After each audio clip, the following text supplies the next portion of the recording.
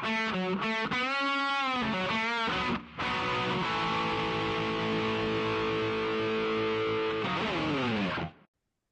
right, welcome to the OFX podcast. I'm Dave Claxton. Along with me, as always, is the relisher of rest and recovery, Bethany McChesney. And we got a little Terra talk and Janelle. So the plan was to give it a week and then talk about LT games because you both were out there and you actually both provided some of my favorite parts and my biggest disappointment because I wanted the two of you head to head and they didn't do it. And I am to understand that it is completely Janelle's fault. Yeah. It is. I'm so sorry. It is my fault for Well, sure. technically, Blame the kids. Blame the kids' birthday parties. No boys allowed. I thought it was Matt's fault because he told you that the games were like the wrong time. I got a lot of conflicting information. I got the wrong day. And then my kids had a birthday. Could have made Saturday, but I was told it was Sunday night at 4. And I couldn't do Sunday at 4. So just got bad info. Mm. But it's all good. Because and I said this before, to have a wave of four of you, to have Lauren, you two, and then and I'm sorry, who was the girl, the CrossFitter that did fairly well there? Nikki something. Yeah, yeah, to have the four of you all going at once, that would have been awesome. I did point out when I talked before with them that that was one of the misses I thought they had, that they didn't have enough women star power going on that last thing. It became like, Tara and Lauren and then Chris, you know. So it Well, would there have are been, only four women in the highlighted heat. Me, Yeah, Lauren, they and Nikki. yeah, how many men did they send through? Like 18. Yeah. Yeah. Now we know that Lauren Rentala and Janelle, that was a different story. But I would have loved to have seen them pick like who they thought would be the top four, send you guys all through, and same with the men, and then put all them together and send them all through at the same time. Give you guys the stage. Yeah, and the boys were slow. They kept getting in my way. Yeah, do you actually knock that guy out? They had keep moving him forward. How does that work? Did they explain how that worked? Because I mean, I know some of the stuff was a little bit. I know they didn't expect that to happen. So there was a 6 minute time cap on each station. So if you hit 6 minutes, then you automatically had to move on. Then on top of that, you got a 6 minute penalty. But because I mean, I had a 15 minute, like he started 15 minutes ahead of me, but I think I caught him on the shoulder to overhead or something. I was like running and I'm like looking at him and I'm looking at my judge and I'm like, got 100 meters left. And I'm like looking at him and looking at my judge. And she's like, don't worry, we're just going to move the bar out of the way, his bar out of the way. And so I feel like there was like a lot of talking that I didn't necessarily need to do at that time to make sure that he was like got out of the way. And then I think there was another one. I was on the rower and I was like, again, looking at him and he still was like had 100 meters left. And I was like, is he going to move? Cause so I guess if you were about to be overtaken, they would move you too. But I'm like, if you got a 15-minute head start and you're getting overtaken, then you're not going to be in like contention for any kind of like awards. So I think it's only fair that you get time capped out. And I guess that's what they did. So I don't know if like, so say he was only in the station for like 4.5 minutes. I don't know if they progressed him and then gave him a 6 minute penalty or how that worked. But I wasn't surprised that happened at all. Well, didn't they bump you back Like, further so you wouldn't do it to somebody else? right. I mean, before the race started, because I listened to, I think all the podcasts where Wes was talking, and he was saying that, he was pretty confident that that wouldn't happen. But as someone who programs workouts where like the flow has to be a flow, like I knew that that was gonna, like 15 minutes sounds like a lot of time, but if you have a very fast female like Tara coming behind like a male who's more average, just with the percentages, her doing 75% and him doing 100%, she's gonna run into him in no time. So like I fully anticipated that happening, and I was gonna ask Wes about giving me a 30-minute lead. He actually sent me a message before my race and told me that was his plan to do anyway. However, there was a lady who was in the lane that I was going in, and I was honestly concerned that in 30 minutes I was also going to catch her just based on the pace that she was going. And so before I started, I was like, Wes, I'm nervous. And he was like, about, are you okay? Like, what's wrong? I was like, no, I'm fine. But she is moving really slowly. And even with, he said, you have 30 minutes. I said, even with 30 minutes, I guarantee you I'm going to catch her. But before I started, she got walked off the course. And I'm not sure if it was like she got the 3 time caps or if something happened. But then my lane was mostly clear because then there was only one person, and that person had started at 9 o'clock and I was starting at 9:45. So it was fine. Um, but yeah, I mean, I saw that happening way before it happened, just from listening to it and knowing like 15 minutes. And if you have somebody that's fast coming up on somebody who's average pace, it's in 20 minutes, they're going to be overtaken at most. But you would think there's only like a few stations that you would time cap. Like the only stations I foresaw people time capping was the shoulder to overhead and the dumbbell ground to overhead. Ground. Agree. Yeah, I So agree. like, so if you have a 15-minute head start, like each station theoretically, like some of those stations only take like 2 minutes. So Right. even if you're like average, you would think that they'd take like 4 minutes. So I really didn't think that there would be as much like overtaking as there was. Plus, like you would think in at least in the highlighted heats that these are all people that are pretty like, you know, fit people, Yeah. not like average people. But some of them were average, I Yeah. felt, Yeah. right? I when I was watching, I saw some people in there and I was like, yeah, I'd have beat that guy, you know. And I Right. Well, maybe not average. Maybe average is not the right word, but they I wasn't weren't being insulted by conditioned it. enough.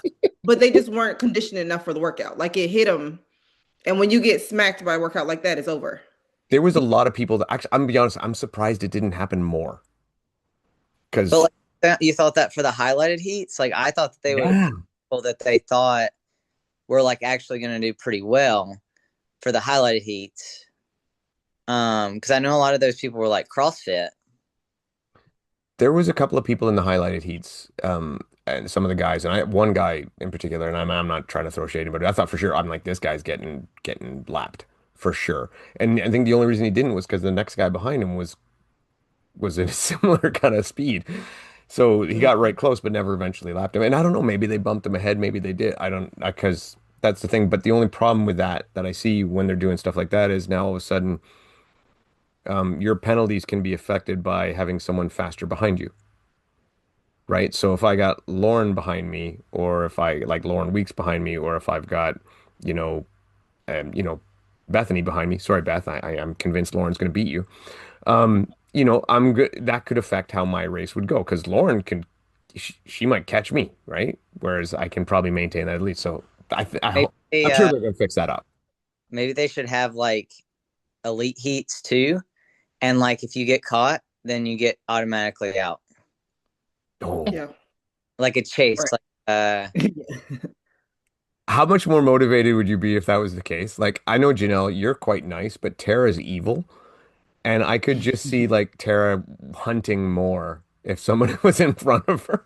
yeah, but if they did it for the elite Yeah. heats, I would hope that they wouldn't put any like I think too they should have only ran women's lanes in certain lanes and then men's lanes because I think that for the men it was like a longer workout. Like I don't think it was scaled appropriately for women to men. If you're trying to hit like the same time domain. Um, I I think think it is, but not if you're Tara Jackson. no, I think they scaled like way too much. Like the women should have had to do more ergs. Like the scale was like 1,000 to 750. Yeah, Like three quarters. that's not a fair scale. That's not a fair scale, men to women.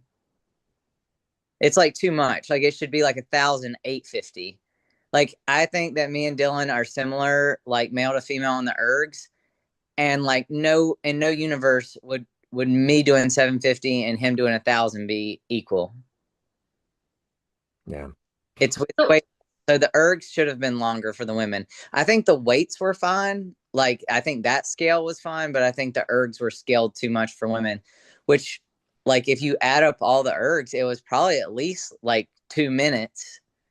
Because I mean, obviously Lauren's awesome, but I feel like she shouldn't have beat Noah by that much. Like 3 minutes to beat like Noah seems like it's kind of a lot. Like I think that there was a bigger like too much of a scale for the women's event for the ergs only.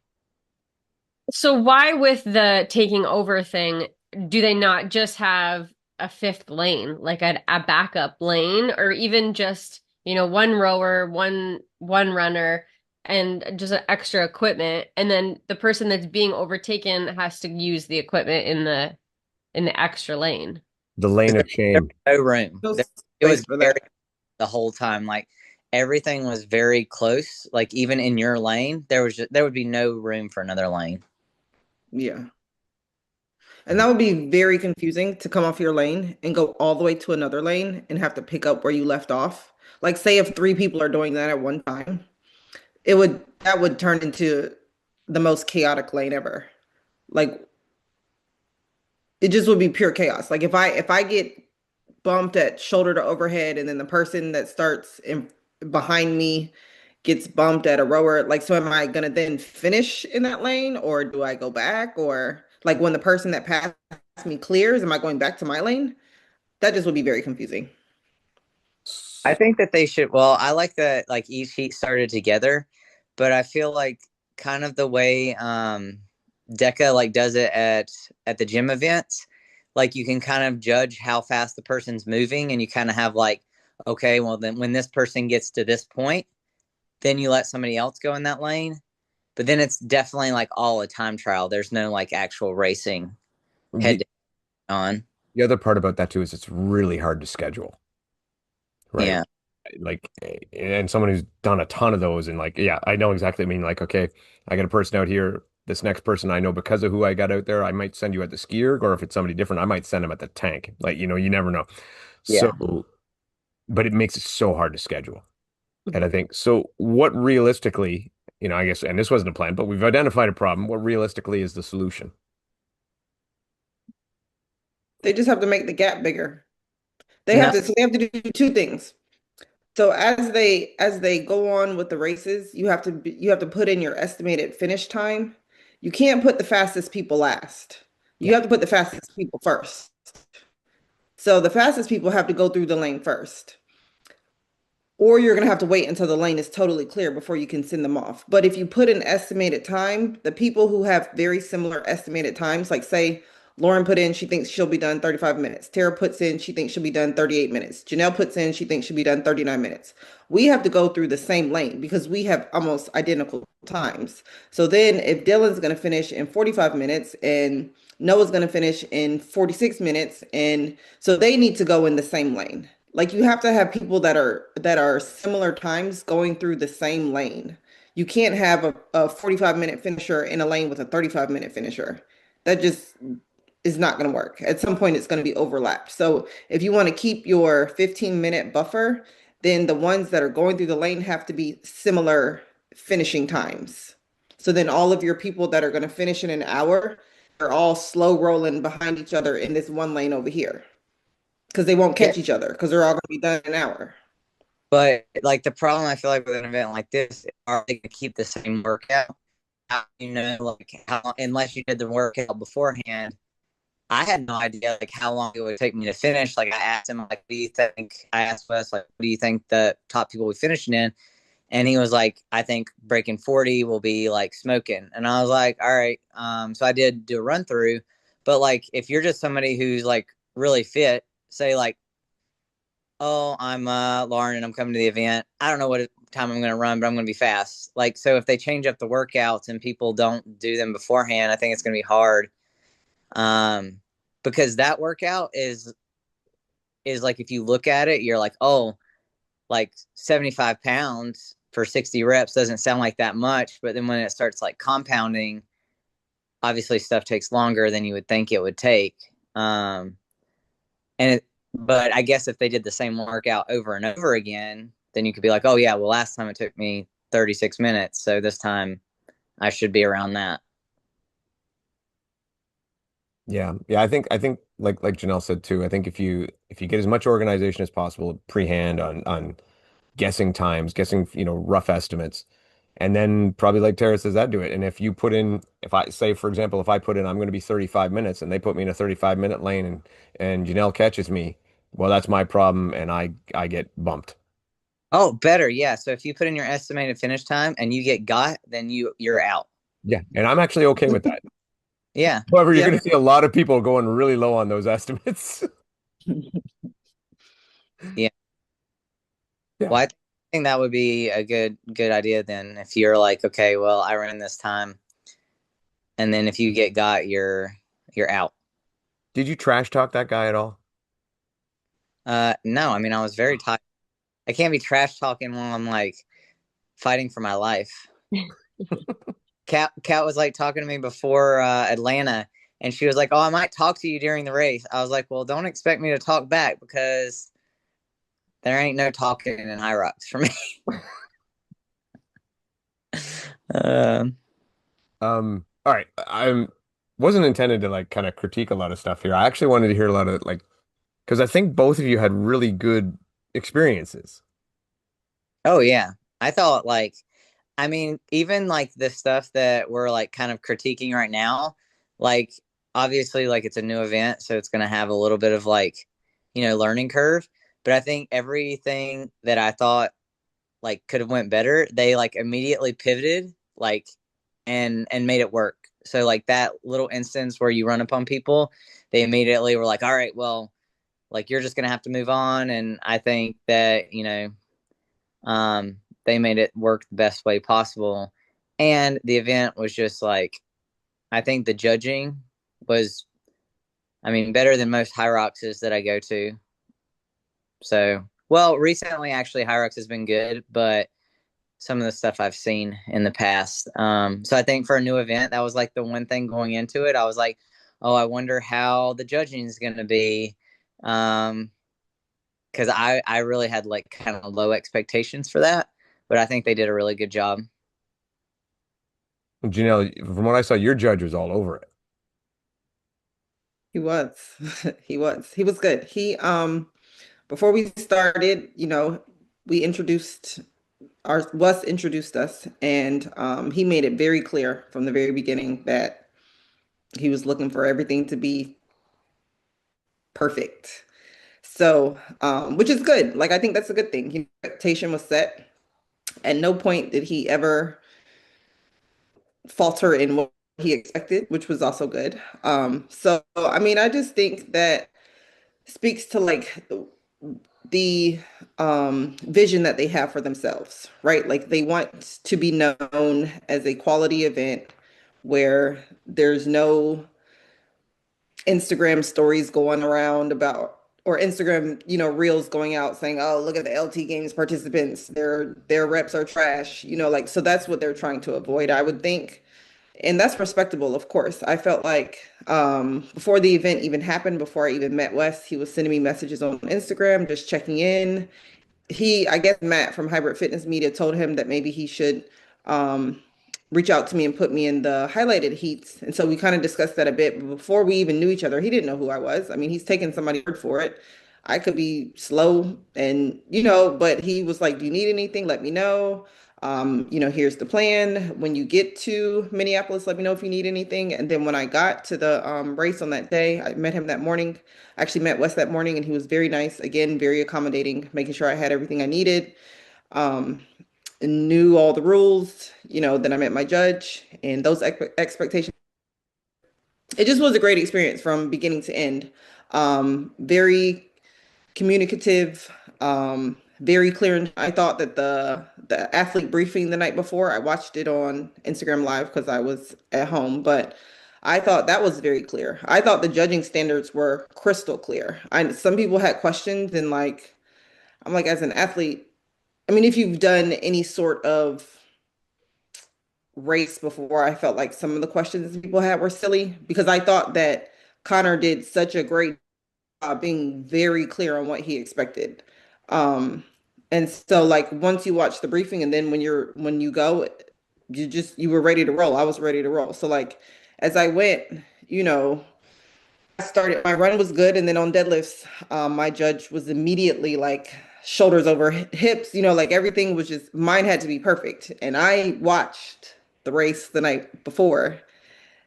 So I just feel like my standard was different than some people's standard, but I got judged as I should have fairly. So it was all good. I had a great time. Beth, you got to watch it finally? No, I didn't. Oh, No, Beth, you just highlights, yeah. Hmm. I what will caught say the one critique that I did have was I did watch it back and it was chaos. Like oh I didn't think the coverage was that good. Like they would be like talking about Lauren, but like it's not on Lauren. Like they're talking about Lauren and they have it on like Jack. And I'm like, well, if you're talking about Lauren, I want to see Lauren. So I think that the coverage was not as good as it could have been. I feel like they should have like maybe had less highlighted heats and maybe actually followed each heat. Maybe not to the entirety, but um like had less people to cover in one kind of reel. So if you only had two heats going at once, it'd be easy to cover like all 8 people. But because they probably had at least like 12 people going at once, or maybe even more, um, it just made like the live very like chaotic. So I think that was a little bit of a miss. But like I said, other than that, I think that it was good. The event itself. I think I would have also changed the ball over shoulders. I did not like that there was only 10 of them or 8 of them or however many there were. So I think that like some of the programming could have been like a little bit better. Like the last bit of the race, like it felt a little too short and almost like not impactful. So like once you get to a certain point in the race, it's like, okay, well, the race is kind of done. This other stuff is just kind of like after the shoulder to overhead, it's kind of like, oh, this is like a formality kind of deal. Like it's like a victory lap. It didn't feel like pertinent to the actual competition. It just felt like a add-on. So I think they needed to make the end of the race just as like exciting as like the first part of the race. I'm gonna come to their defense here, only because I listened to every podcast. But Wes said that the end of the race between the 300-meter row and the 200-meter sprint, when they were testing that, I think he said there were like some pulled hamstrings from the ground to overhead to row to sprint. So he said that he needed something in between the rower and the sprint just to slow you down a little bit, just to give your body a chance to recover. And that's why that piece like clearly like doesn't fit. The balls, But and he the said that balls he are fine. went It's just that there were too few of them. Like it's like you're gonna too do short. one, like so they should have made it like instead of I think it was 400 pounds, they should have made it Yeah. like 4,000 pounds, like 80 ball overs or like something that is more like equal. So it was just Yeah. a number of reps that felt just like so off, like a little nothing that didn't matter.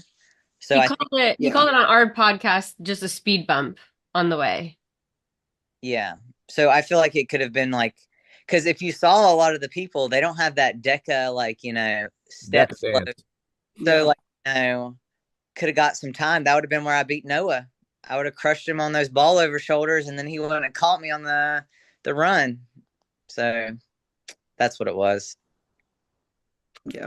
I agree. I felt it was too few reps for sure. Like the movement itself, like it still is an easy movement in between, but 8 reps is crazy. Like, and then the weights were weird because the men's weights were the same as the female weights, and that hadn't been the case all along. So that just did feel like it didn't match. But I guess hearing what I heard beforehand, I was like, well, I guess this is the reason why. But I know that he said he wants to do like a heavy, like he wanted like 100-pound balls or 150-pound balls for the males to do um what do you want? Like a squat, I think he wanted like heavy squats, Like a like clean 100 for the squat. females and 150 for the males. Oh no, I heard it was Yeah. heavy ball to shoulder, like a ball clean, like in Clean. it.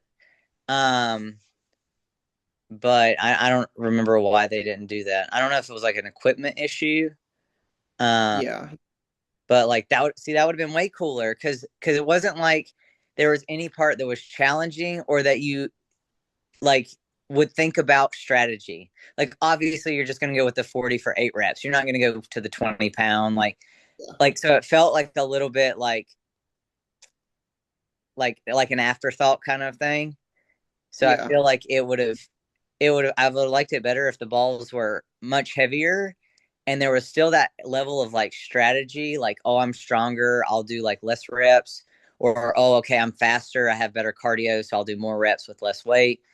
But that station there was like no play for that. There was no like strategy. What if they went 80, 60, 40? See, I think that would be better because like I think then you'd have to be like, okay, I need to think about this a little bit more.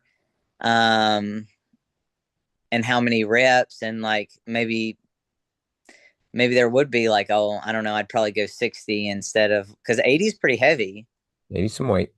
Yeah. Mhm. So like and towards the end of the race where you've already done like a lot of like there was a lot of hinging. I will say that my back was like wrecked. Like everything was like hinge. It's like row, ski, deadlift. So I think I would have liked if there was maybe some kind of like I don't even know what kind of non-hinging burpees. Like it was all like very heavy hinge. Okay. I think here, and I've been Pull-ups. Dave loves pull-ups. can run Hip tap tip tap pull. pull-ups all the way. No, what I did, but no, honestly, what I did think was missing, and if you consider this from a programming thing, was two things. Thought the same thing too. Whole boatload of hinging, lots of pushing. Um, I thought what was missing is definitely some form of pull work.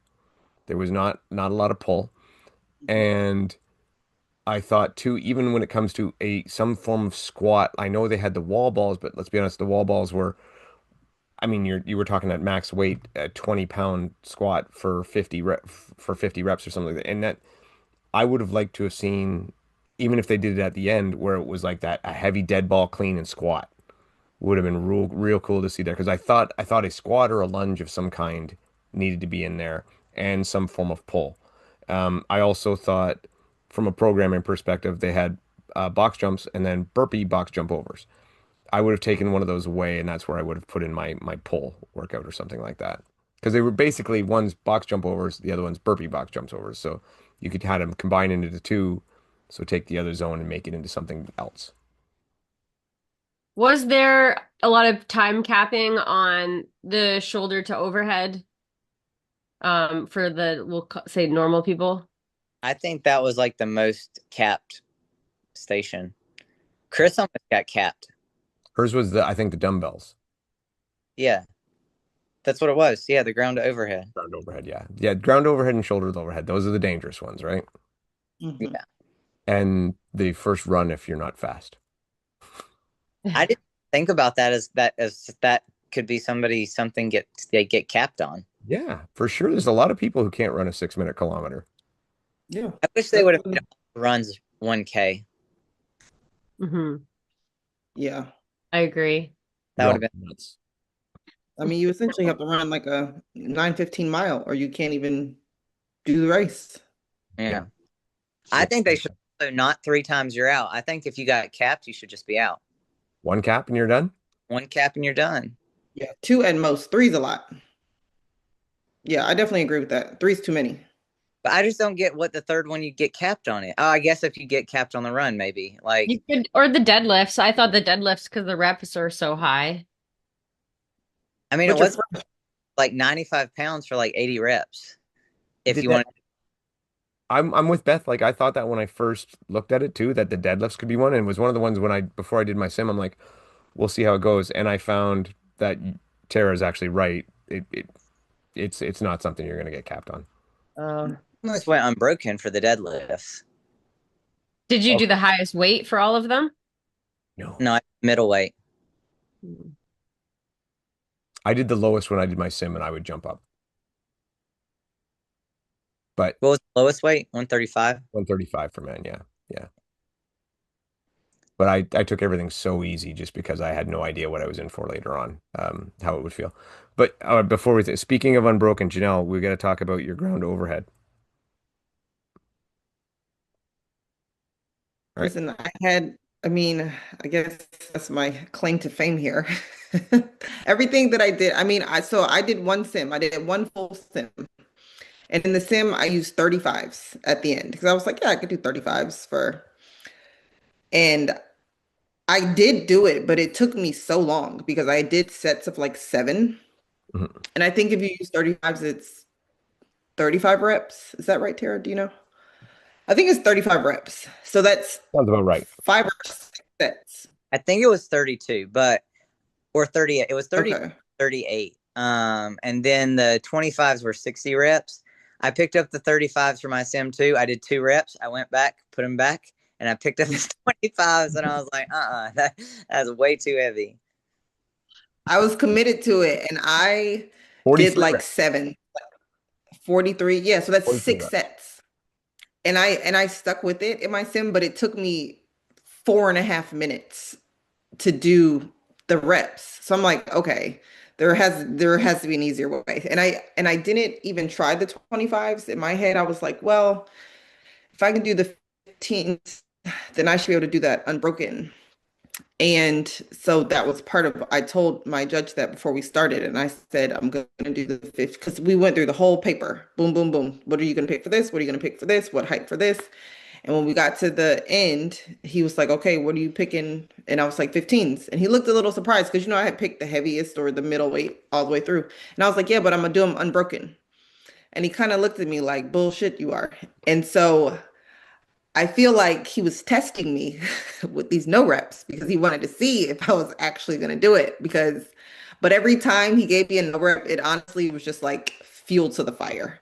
Because I'm like, and now I'm really not stopping. I wasn't going to stop before, but now I'm really not going to stop. So I got like 6 no reps. No, but let me tell you, my hamstrings are trashed. They were trashed all last week. It took me a whole week. I've never had my hamstrings be that sore ever in my life. Of course, it was like compilation of the whole thing, but yeah, my lower back was fine. It was my hamstrings that were just completely trashed Well, for that was 7 days. 106 straight reps of basically 30 pounds ground overhead. Yeah. And in my head, I thought that, okay, if I could do that, I can do 100 wall balls. I was just going to ask, what's harder, 100 straight wall balls or the 106 ground overhead? 100 wall balls to me, because I didn't do it again. I think wall balls. Okay, so I'll ask both of you, what was in your mind the best station and what was the worst one and what would you change it? And I stole this one from a question from Matt Mason on Race Brain. So Um, Best station,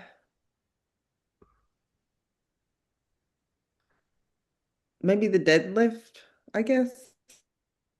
Really on it. I mean, I guess it's so early in the race, like I felt very strong. I did 2 sets. I did a set of 30 and a set of 28. I took a short break in between. That felt fine. Worst is shoulder to overhead, I thought. I mean, I handled it pretty well, I think, but it's the one that I was dreading that from the beginning.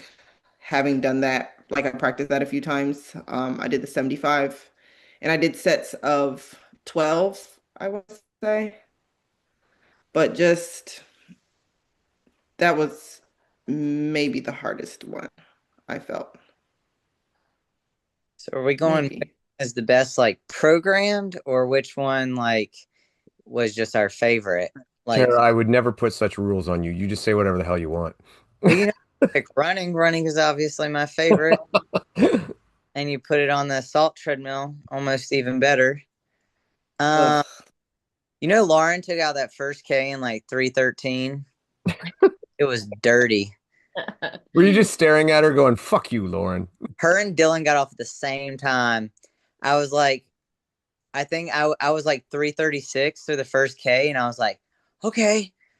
And then when I was like trying to catch Lauren on the deadlift, and I was like, oh man, I done fucked up. Um, but obviously the running is the best. Um, but I guess like stations, I did like the deadlifts as well. I do not like burpee box jump overs.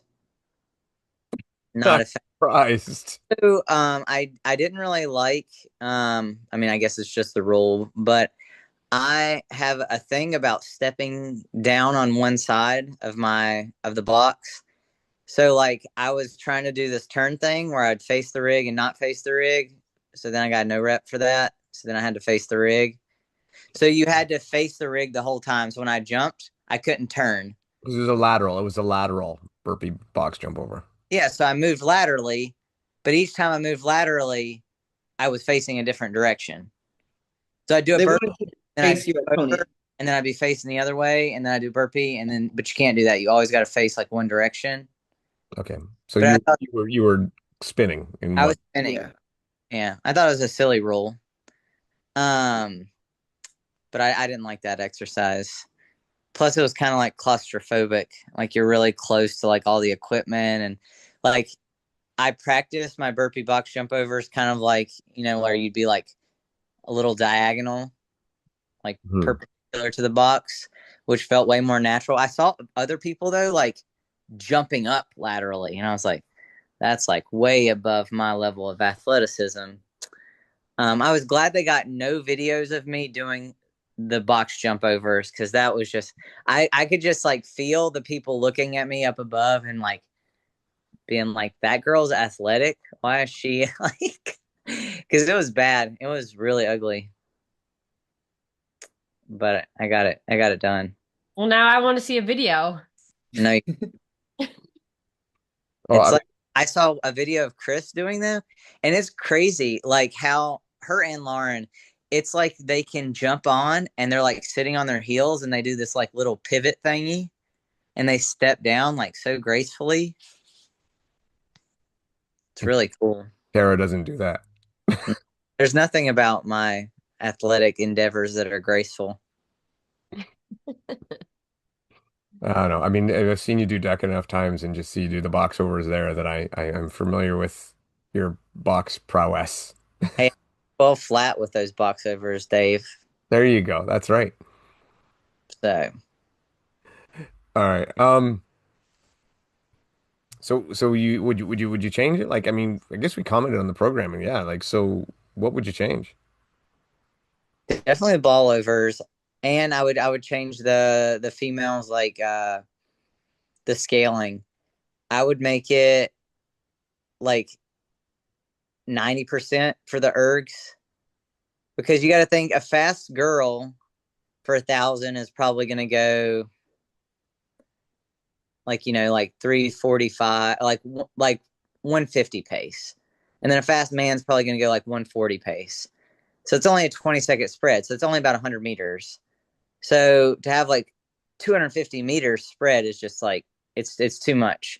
So I think I would do that differently, and I like you said, I would change something out for the box overs that's a little bit different. Because not only do you have box jump overs, burpee box jump overs, and then box step overs. Yeah, the weighted box step overs. So Yeah. there's three like box over movements. So I as much as I really enjoyed not having a lunge exercise, um, like you said, maybe doing some kind of like lunge movement. The one thing that's different about these guys when we talk to them, and I haven't heard any other race say this, is they're actually open to potentially changing some things, which I thought was really interesting. I mean, they're not just so ironed in that this is perfect the way it is. It's like, yeah, well, maybe we'll try something different in the future. Well, I think one the reasons why they're doing it is to have events where it still has the smaller group feeling. Um, because their plan is not to like mass produce this thing, it does allow them the flexibility to change it up because if really they just want to have smaller events that are still, offer prize money and they're held to a high standard and then they could really change it up because it's not really about the race itself. Yeah, I think they're in a really unique position that the race is not like going to be how they make their money. Like obviously they're a very successful gym, so they can use this as like a means of marketing and like almost like a plaything that's like really cool. So to not have the motivation of like having to mass produce or having to like um have specific guidelines that they have to follow, like I think it can make for a really cool event because they're not worried about the money side. Mhm. I'm sure as long as they're kind of like breaking even with it, um, for them that's like, oh, it's great, like marketing for our gym. They get a lot of cool sponsors involved, and I'm sure with the sponsors, probably like more than covers like the amount of prize money that they give out. It's kind of like RX1, right? Each race itself is different, but they all have similar, like if you're racing at this level, these are the standards that you have to be able to do. And essentially there'd be like 12 exercises and they could be in it, they could not. It could be in any random formation or reps or whatever. But the race itself it always changes, which I do. It's one of the things that I enjoy about RX1. So something more like that. So, Yeah. I think they're going to change it every time.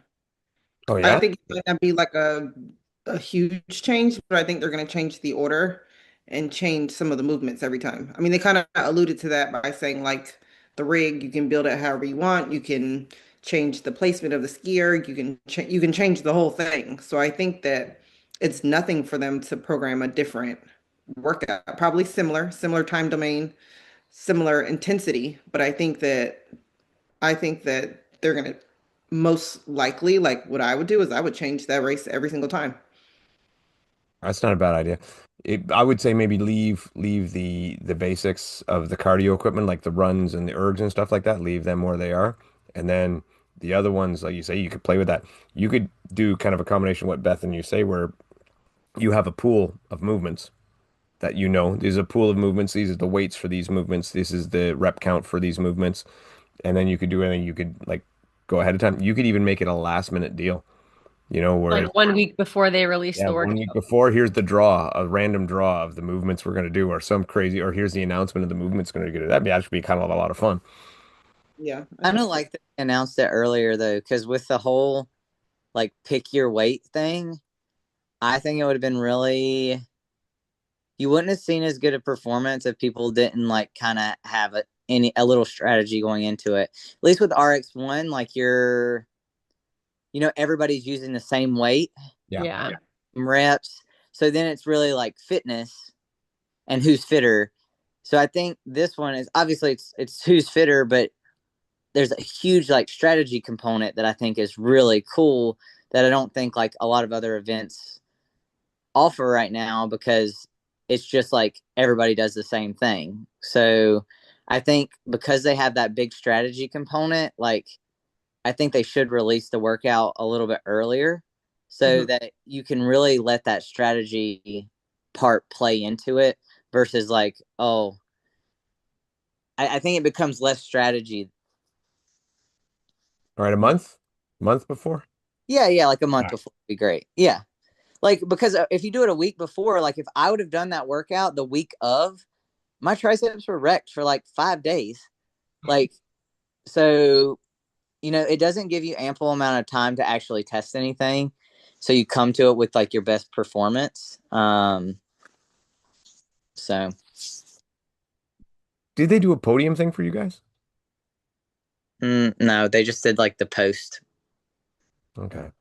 I do wish that they would have like obviously it was good that we all got to compete on 2 days, but like I'd like to like be there for a podium. So I wish they would have done like been more like, okay, these are the days that like they're or if there was only one day or something, because I don't know. I think it's pretty cool to get podium pictures and cheesy stuff like that.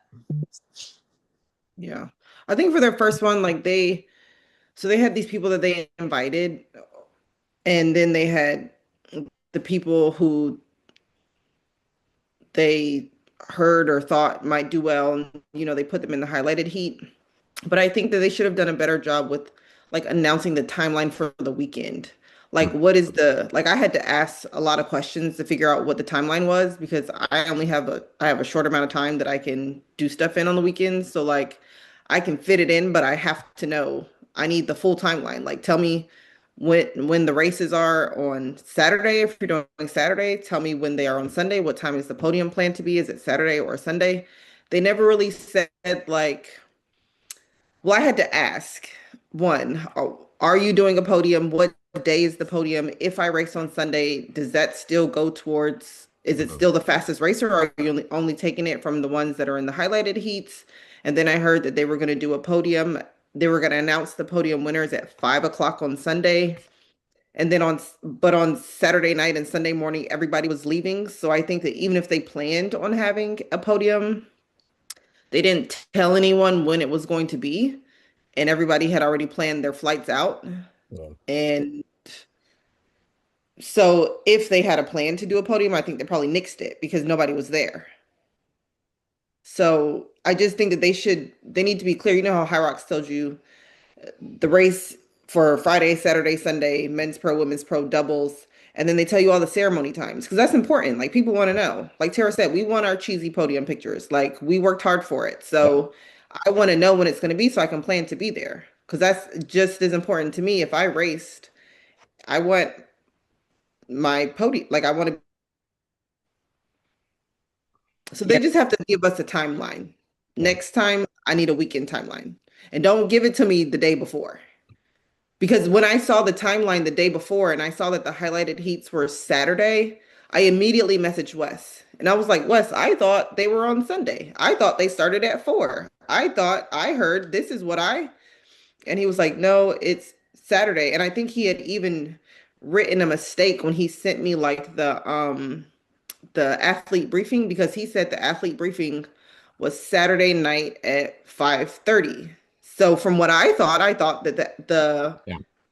the highlighted heats were Sunday. So I'm like, this makes perfect sense. The Saturday night at 5 and then highlighted heats Sunday. And then I saw the post that said, Saturday lineup, Sunday, whatever. And then I was very confused. I just had to gain a lot of clarification. I had to ask a lot of questions. So they just need to put that out a little bit earlier. I think that would be helpful for people like me who have stuff I got to do. And like, Lauren, she gets back home to her family as soon as she can. Well, Lauren's probably got 6 other races to race the next day anyway, and you know, um, Listen, we're all busy. yeah. I mean, I guess this is a question. Did they give you guys a timeline? Because this is touchy for payouts. they emailed It's us already processed. 3 days later. It was great. That's We got awesome. Yeah, it was the very next day. say what? It was the very next day that I got a message saying fill out this W-9. Did you get I got an email the next day, like you said, and then Wes also messaged me because I didn't respond to the email fast enough. And he was hounding me. He's like, Janelle, take my money, fill this out, send it back to me now so I can process your payment. And had to ask me many because I'm like, I'm gonna do it. I'm gonna do it. And I'm gonna get it to you. Because to me, the money is it's a fake thing, right? Like they say you're gonna get paid and it's not even a real thing because you never get your money. So I'm like, okay, I'll fill it out. Okay, I'll fill it out.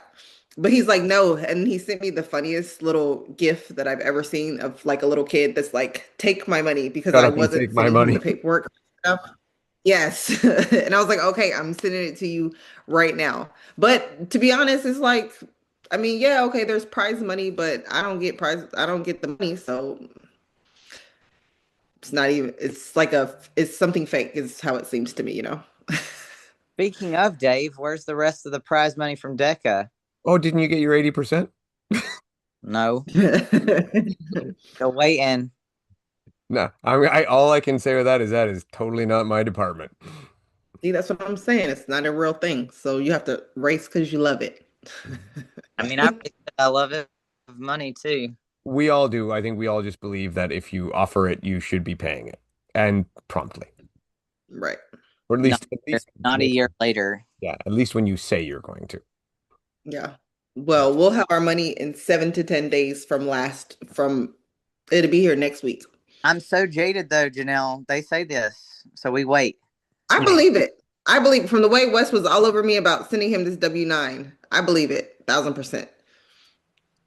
I I mean, if I had $1 for every time I said that they told me money was coming from DECA, I'd have more dollars than I've won. A lifetime is a real lifetime is a real. I believe them. I believe they them. do have a little more cash in the bank. Yeah, I'm actually gonna check my mailbox next week. I'll check it. Do you think so? This one, I mean, they did like you guys got a lot of swag. They got good prize money, and let's be honest, this is not a majorly big. Like they had like 200 people, right? That as per plan. Do you think future events are going to be able to be like that, or do you think this is kind of a one-off for the first one, and then maybe it'll be dialed down a little bit for the next ones? I I mean, think it'll be better. I think if you like again, if the event doesn't care about making money, like I mean, they definitely covered because the event was not cheap. It was like $250 or something like that. So, and then they get paid from sponsors. So I can't imagine the sponsors and the entry fees didn't cover having the event. No, and it was expensive, but I mean, like you guys got a pair of shoes, you got all sorts of swag and stuff. Oh no, 100% You got worth it. soccer mom cook to go cups. You got lots of stuff. But There you go. if the yeah like that. But You know, think that just works. That's you. That's perfect. Listen, I have 6 Stanleys, and I haven't used a Stanley since I got this cup. but I feel like if the event like if its main objectives was to make money, they couldn't sustain that kind of like experience with that few of people because there's no way like they actually made money from that event Yeah. because they gave out so much money and like the experience was like over the top. They had like people there stretching, they had vendors, they had obviously great swag bags. Like, you know, the experience was unmatched to any event I've ever been to from an athlete standpoint. So I Yeah. think that I feel like that's their niche though. Like I feel like if I went to another one and it wasn't like that, it would be kind of a letdown. Yeah, I agree. I think that more people will come on board and want to be a part of it. So I think it might make it even better. I mean, as I was warming up, I saw like them wheeling in a full-on breakfast for I'm assuming maybe like the judges, like French toast, fruit, like it was on platters, like they were wheeling it in.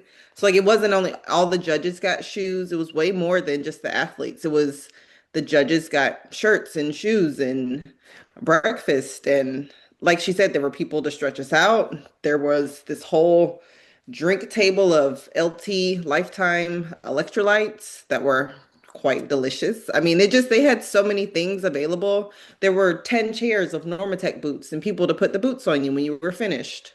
Um, I mean, 10 out of 10. They lost money, I'm sure. They spent money. They didn't lose money, but they spent money to put this on. It didn't come from 150 people registering $200. Like it just didn't cover all of that. I mean, now, of course, some of the people may just be on their payroll and they just counted this as a work day for them. But no, there was no expense spared.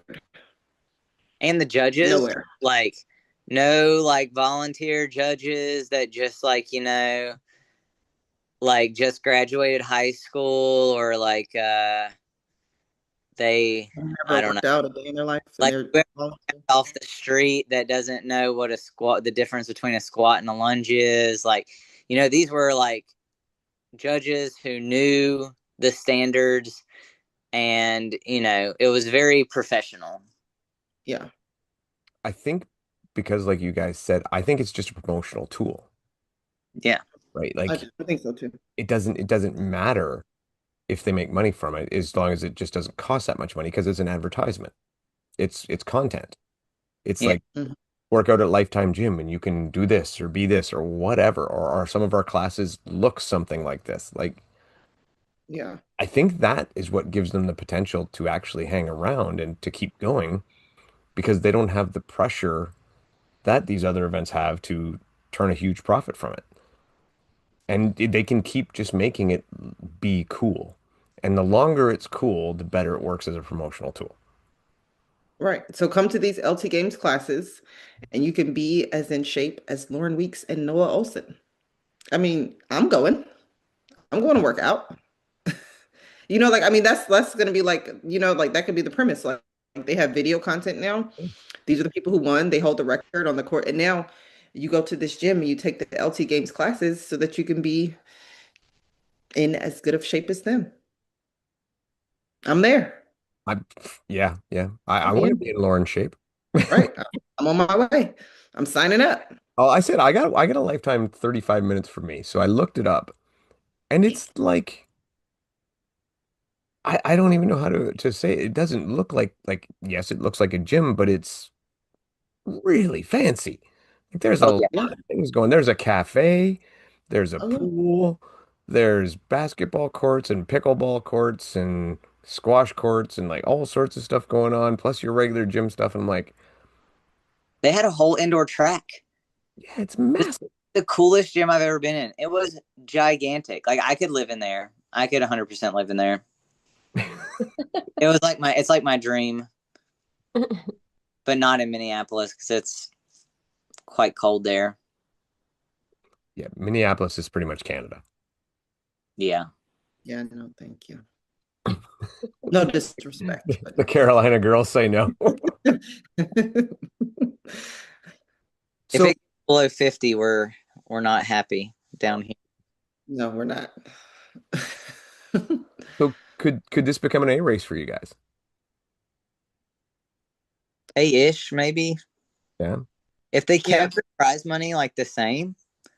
Um, the problem is it's just like with High Rocks, as word spreads, the competition heats up.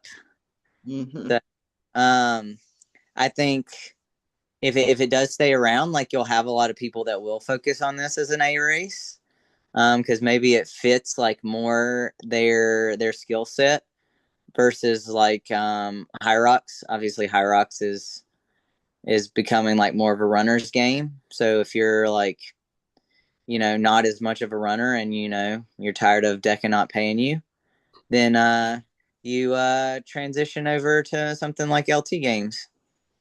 hmm But we might not see as many people as we think because a lot of people are scared of the race. I talked to so many people at High Rocks this weekend. I don't know if you did, Tara, but they were saying, "Oh, I wanted to try it, but I'm not used to that volume of work. I don't ever do that much hinging, or I would have to work up to that volume." So a lot of people want to do it, but a lot of people are also scared to do it. And I get that because if you're not used to that volume or back, hamstring, shoulder work, tricep work, then I mean, you will be trashed. It will chew you up and spit you out. Yeah, but you get trashed in a High Rocks too. I think people just need to be like, just get out there and do it. I know Yeah, this one has a little more of a barrier, I think, with the box jumps. Just a little, just a tiny bit more athleticism required. Hey, if I can do it, then I don't know. I guarantee. So this is I've vowed. I'm like I'm going to the next one. I don't care where it is. I'm going to get. But I actually worry that I won't be able to get a ticket because I think with such limited tickets, it'll sell it well. It was such a Mm, well-received event. yeah, I think for sure they're going to sell out. However many tickets they have next time will definitely sell out because I feel like everybody has FOMO who didn't do it, or anybody who thought about doing it. Um, yeah, so we'll see. I'm gonna get my ticket early like I did last time though. The week before, I was literally thinking to myself, I would took a quick look at flights to Minnesota. I'm like, I don't know, maybe I should still go because Yep. I was severe FOMO and yeah, I think they've really got something. I'm excited about it. I think. But like anything, it'll all depend what they do from here, right? If they don't make the improvements and they rest on their laurels, it'll fall apart. If they continue to try to improve, which I do believe they will, just from talking to Wes and them, that I think it'll continue to be a really cool event and it'll be a hot ticket. I'm wondering if they will make it more exclusive to like elite people. Like if they're gonna try to like if it sells out, then it sells out, or if they're gonna try to like at least have so many spots available for like higher level athletes. Yeah. What if you turn Uh, around and did like a 3 day event thing? Because I mean, this time they did two, but what if you did a 3 day event thing where Friday, for example, it doesn't matter Friday, it can be any day or Sunday. Sunday is your elite slash need to qualify or be invited or whatever the case may be, essentially some sort of standard to be hit. And then that's you can race on that day, and that's when you're competing for prize money. You're not going to be worried about getting bumped and stuff. And then the rest of us mere mortals, would run on the Friday and Saturday, and you'd add an extra day, get a little more money in, and plus you have a little more of a control over a good show. yeah, because I think that would be a best case scenario. Because I think what I was actually worried about with High Rocks is like with the whole Toronto like craziness, like when they first started selling out tickets, is like, am I ever going to be able to get a ticket to actually run High Rocks now? Mhm. Because obviously High Rocks is getting so popular, they sell out. You just got to go to Atlanta. Well, I didn't know that at the time of Toronto though. Like, so at the time of Toronto, it was like the end of the world. It's like we're never going to get a ticket again. We're never going to be able to race High Rocks unless we're with an affiliate. So, like the Chicken Little kind of thing. So maybe similar like idea with like LT games. If they're only going to say if they had 200 people this time, say they add a third day, maybe they can have 300 people. Like 300 people is not a lot of people. So, like, if you're really wanting to do these events, like how when are they going to start selling tickets, how long in advance, like would you know if you're in or not, because like it'd also be hard to make something an A race if you don't know if you can get in. Hmm. So I think if they can make it where somehow like you're guaranteed entry if Like a you're like, previous podium guarantees you an entry. well, yeah, I'm not worried about my I feel like yeah, if we got on the podium, they'd probably let us enter. But like to grow the sport further, like if you have somebody like Vivian that's like, oh, I want to do the sport, but it's sold out. Like I would hope that they would let like Vivian in because it's going to be better for the sport if they get better people competing. All right, that brings up a cool question. Who do you want to see do it? So if I had to pick somebody that I think would have gave Lauren a run for her money, I would have 1000% picked Alondra. I think Alondra would have crushed that event. That's a good point. Yeah, I agree. She would for And sure. and maybe Katie Knight. Oh, I think Katie Knight would have done really well in that event. She's like been doing a lot of CrossFit. Like I don't think she would have beat Lauren, but I think she would have done really well. But I would have picked Alondra to maybe not beat Lauren because she had just an amazing performance, but I think she would have gave her a good run for her money. I would Prime have picked Meg Meg. Jacoby. Well, that's an easy pick, Janelle. You can't pick that. Why not? Well, taking the low hanging It's fruit. perfect for her. She would smash it. She would maybe beat Lauren. But she smashes everything. You got to pick somebody else. Prime Alondra was a good pick. Alondra was a Prime great pick. Rachel Vondrack. Ooh, but is she working out now? Like, is she? That's why I said Prime. I'm not sure what she's up to right now. Yeah. Oh, okay. Good question. Lauren or Tia Toomey? I'm going Tia, Lauren. I'm taking Tia. Lauren. No, no way. Uh, Tia to me know all it. day. There's not enough running. But it's not There's only not just the running; it's the duration of the event with Yeah. with no breaks. Tia all day. I don't know. Yeah. I think I'd take Lauren A nice divide here. We got the two against two. That's good. Yeah. All day. because I thought about this. I was like, do I think now? I think if I picked any CrossFit athlete that would do the best at the event, I'd obviously pick Tia. But I think Lauren could beat her. Do you think Meg would beat Lauren? The big advantage I think that Lauren has is like she's been doing a lot. She does a lot of CrossFit and she has great form on like all the movements. So Mhm. while like Meg might be like raw strength a little bit stronger, I think that like with stuff like the shoulder to overhead. Like somebody was like telling me, why are your feet together when you're doing the push press? I was like, I don't know, because that's just how I do push press. Like, like I don't practice these type of movements. They're not in my regular programming. Like, so like the being like efficient in these instead of me just using my shoulders, like Lauren's using her whole body when she like. So I think like efficiency in movements is really important when you're doing so many reps. Yeah. Um, So, and I think that the event would be really hard for Meg because it would be a lot of hinging, and obviously she has like issues with her back. I Yeah. mean, my back, I don't have a bad back, and my back was wrecked after that event. Like Because your muscularly, feet were it together. was. Say what? It's because my feet were together. Um, but yeah, I think Oh, wait, I got a good one too. Miriam Van Roor. Oh, Oh, yeah. yeah. The runs she would. I mean, obviously she's not like the best runner, but like the runs, you're not going to lose that much time. Like I think she would lose maybe like 30 seconds on the run, but the amount she would gain on like the Yeah. deadlift and the shoulder to overhead and the dumbbell ground to overhead and the burpee box overs, those kind of things, I think she might beat Lauren. Does she go unbroken through everything? Everything. I think I'm pretty close. Like no shit, I think she could. She's insane. All right, I'm giving that one. I'm on the Miriam one. That's a sweet pick. Yeah. And as far as the Meg versus Lauren one, I think if it was a little heavier, I could maybe go with Meg, but I think Lauren at the current makeup, I think Lauren would take it. But it would be a fight. It would be a fight. Yeah. They would But have to that go head to head. Yep. But I agree, Miriam takes them both, which don't think I ever would have said about anybody. I'll be like a little bit stunned. No, did you see Miriam at the CrossFit Games Yes. doing the sprint to what was it like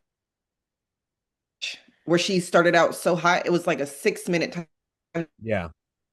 Minute three, she's out. Yeah. She got tired. Like she didn't hold it. I don't think she could hold that intensity for that long. Good night. She's ran 102 high rocks. What are you talking about? Like, I Yeah, but think, she has changed. She has changed. but But Miriam, that was her first year. She's a rookie. She got excited. Like, I think her strategy is going to develop. She's only 20 years old.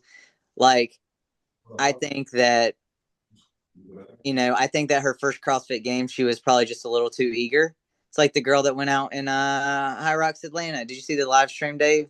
Yeah. The girl that just freaking ripped it. Like, Yeah, she was like 8, 10 seconds ahead of you guys like there was like a Pacquiao and then she was way out there and oh, obviously she was like yeah. gone. And I was like, all right. But I think that like I don't know. I mean, I think Miriam has a really good engine that like people don't like always see. I mean, she ran like a 3:48 marathon. I mean, that's not nothing for somebody who's like what people would classify as like a non-runner. Like she ran a 102 high rocks. Like I'm yeah, I'm gonna ask Lauren. I'm gonna ask Lauren if she thinks Miriam could beat her. yeah. Miriam's a stud. Yeah, she is. She did good on that road run thing too. I think she was like sixth, Yeah, yeah. like the first event. Like she wasn't that far behind. oh yeah. Like I mean, if she burned it out hot, I mean, like all of us have done that before. It could just be bad pacing, bad event. Um, But I think and, that high oh, reps, I mean, we've seen her so often do so good, like so good with such high reps. I think she'd be great. 1,000 wall balls, in 40 minutes, just Yeah. insane. And her, just like I look with Lauren, like her movement patterns are so efficient. Well, Like short range of motion.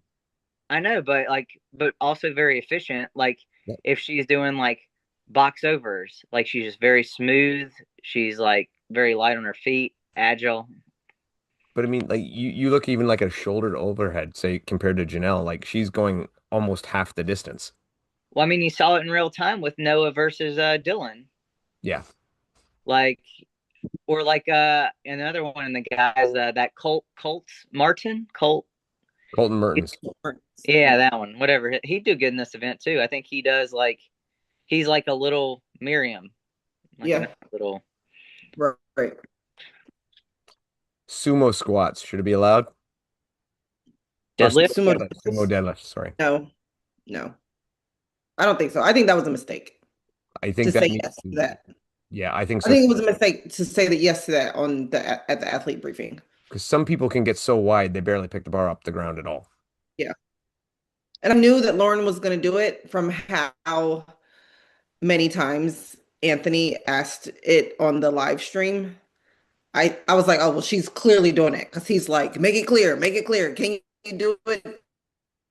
She didn't go that Make wide. them say it out loud. And I'm like, oh well, this is the game tomorrow, huh? She didn't go that wide though. No, but Noah did. Yeah. But she's already short, so her range of motion is already. I mean, it just no, she didn't go that wide, but it cut the range of motion that she had to go even more so.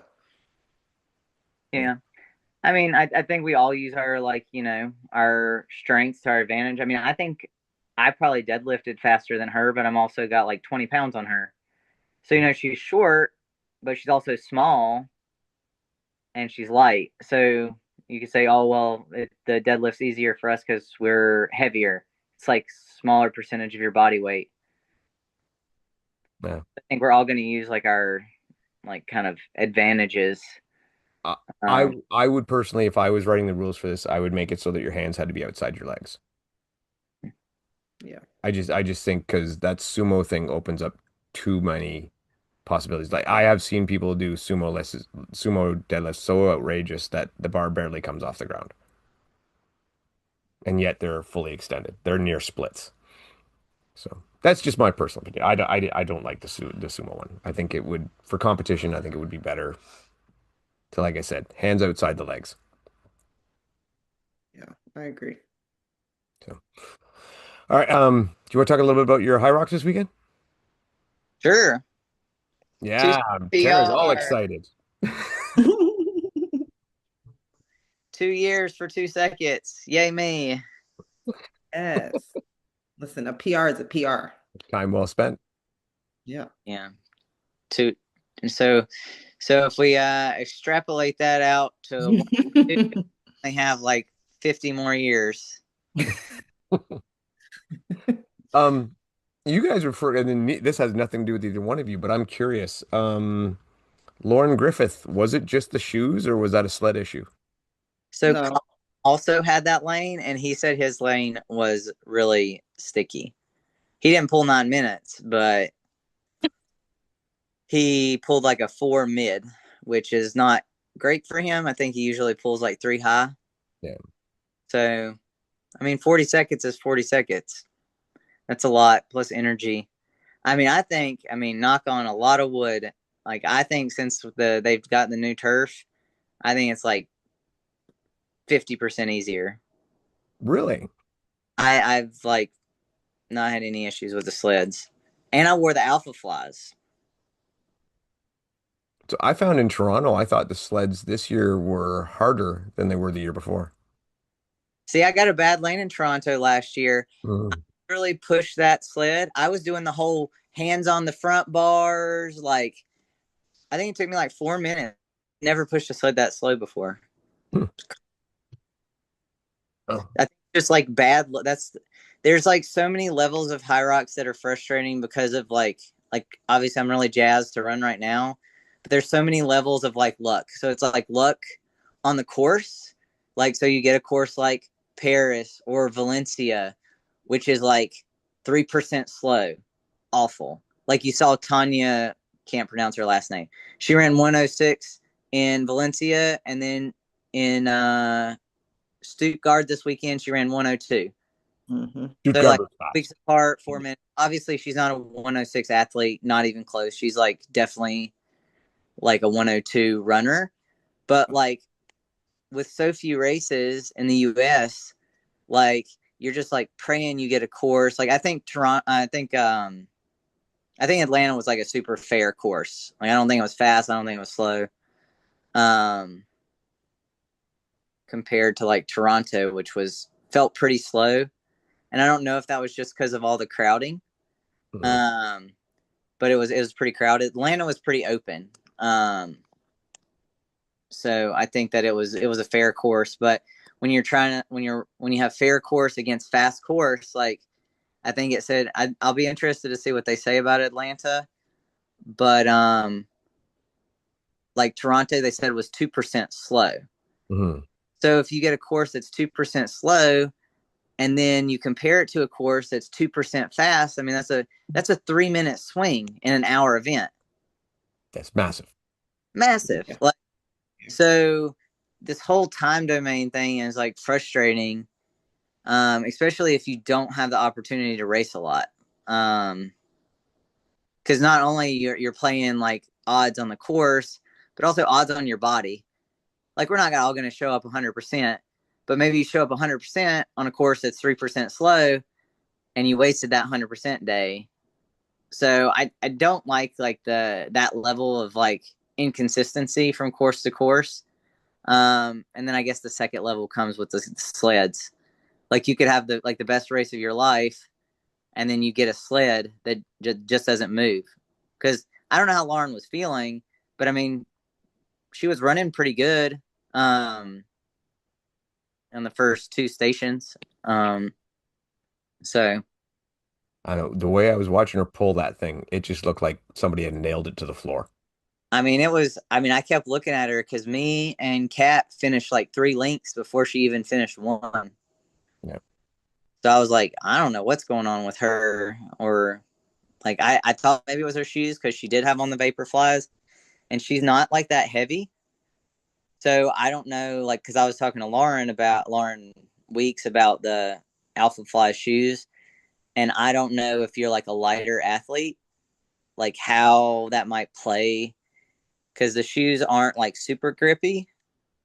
Um, so maybe if you're only like 120 pounds, like you're not going to get the same traction as somebody who's like 150 pounds.